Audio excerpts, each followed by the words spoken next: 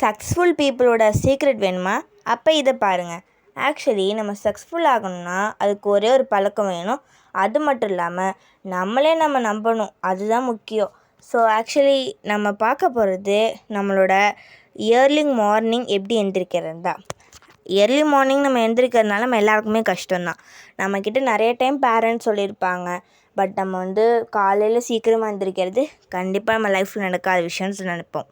But நம்ம காலையில் எந்திரிக்கிறனால கிடைக்கிற பெனிஃபிட்ஸை நீங்கள் கேட்டிங்கன்னா கண்டிப்பாக நீங்கள் இனிமேட்டு காலையில் எந்திரிப்பீங்க. வாங்க பார்க்கலாம். காலையில் எந்திரிக்கிறதுனால நம்மளுக்கு பல விஷயங்கள் கிடைக்குது. அதாவது நம்மளோட அந்த டைம் நம்மளுக்கு மைண்ட் அண்ட் மனசு ரொம்பவே ரிலாக்ஸாக இருக்குன்னு சொல்கிறாங்க. அது எப்படி? நம்ம மைண்ட் அண்ட் மனசு எப்போ ரிலாக்ஸாக இருக்குன்னா நம்ம யாருமே இல்லாத டைம் அமைதியாக இருக்கும் போது. ஒரே கான்செப்ட் தான், கான்சன்ட்ரேஷனை நம்ம ஃபோக்கஸ் பண்ணுறது. அந்த டைம் நம்ம மெடிடேஷன், எக்ஸசைஸ் இது மாதிரிலாம் பண்ணும்போது நம்ம பாடி அண்ட் மைண்ட், மனசு இது எல்லாமே காமாக இருக்கும்னு சொல்கிறாங்க. அது மட்டும் இல்லாமல் நம்மளுக்கு அப்போ தான் நம்மளோட சப்கான்ஷியஸ் மைண்ட் அப்படிங்கிறது ஆக்டிவேட் ஆகும். நம்மளோட யூடியூப் சேனலில் நான் நிறைய டைம் இந்த பவர் ஆஃப் சப்கான்ஷியஸ் மைண்டை பற்றி நிறையவே சொல்லியிருக்கேன். சாப்டர் 7 வரை சொல்லியிருக்கேன்.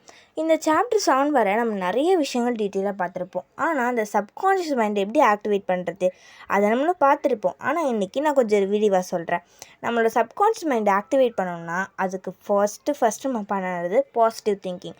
அந்த டைம் அதாவது நம்ம காலையில் எழுந்திரிக்கும் போது நம்ம பாசிட்டிவான திங்கிங் பண்ணும் போது அது கண்டிப்பாக ஸ்ட்ராங்காக அப்சர்வ் ஆகும்னு சொல்கிறாங்க. நம்மளோட சப்கான்ஷியஸ் மைண்டில் பாசிட்டிவ் திங்கிங் மட்டும் கிடையாது, நம்ம என்ன நினச்சாலுமே அது கண்டிப்பாக ஸ்ட்ராங்காக போய் பதியும்னு சொல்கிறாங்க.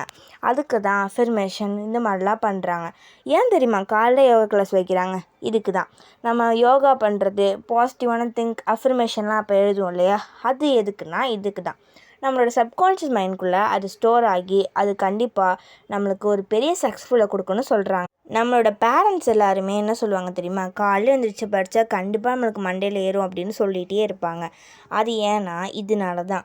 நம்ம காலையில் சீக்கிரமாக எழுந்திரிச்சு அந்த 4:30 to 5:30க்குள்ளே சன்ரைஸ்க்கு முன்னாடி படிக்கும் போது நம்மளோட மைண்டில் இருந்து நம்ம ஒவ்வொரு விஷயம் நம்ம எப்போ படித்தாலுமே நம்ம ஒரு ஃபோக்கஸ் இல்லாமல் படிப்போம். ஆனால் அப்போ அந்த டைம் நம்ம குவைட்டாக இருக்கும் போது படிக்கும் போது கண்டிப்பாக நம்மளுக்கு சக்ஸஸ்ஃபுல் கிடைக்கும். அதாவது நம்ம கிளாஸில் முன்னேறலான்னு சொல்கிறாங்க.